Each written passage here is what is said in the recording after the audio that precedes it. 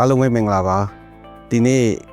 Novotel Yangon Hotel Max ရဲ့10နှစ်မြောက် anniversary အတွက်တကယ်ကိုဂုဏ်ယူဝမ်းမြောက်ပီတိဖြစ်ရပါတယ်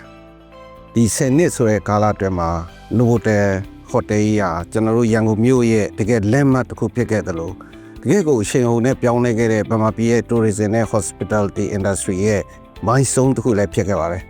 ကျွန်တော်တို့တကယ်တန်ဖိုးထားတဲ့ဧည့်သည် hotel customer ပေါင်းများစွာနဲ့နိုင်ငံတော် level ပြည်တွင်းပြည်ပအခမ်းပွဲတွေအများကြီးကိုအကောင်းဆုံးဒါဝန်ဆောင်မှုတွေပေးခဲ့တဲ့ hotel တစ်ခုလည်းဖြစ်ပါတယ်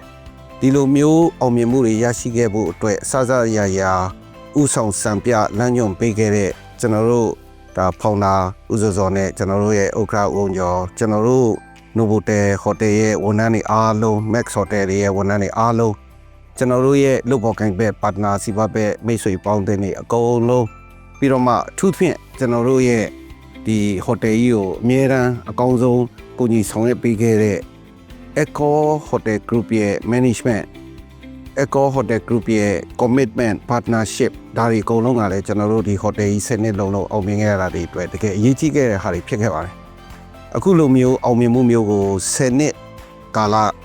ကနေနှစ်ပေါင်းများစွာဆယ်စုနှစ်ပေါင်းများစွာဆက်ပြီးတော့မှပို့ဖို့အောင်မြင်ပို့ဖို့ပျော်ရွှင်တဲ့ anniversary တွေဆင်ကျင်းပနိုင်ခွင့်ရပါဖို့ကျွန်တော်ဆုတောင်းပေးပါတယ်ခင်ဗျကျေးဇူးတင်ပါတယ်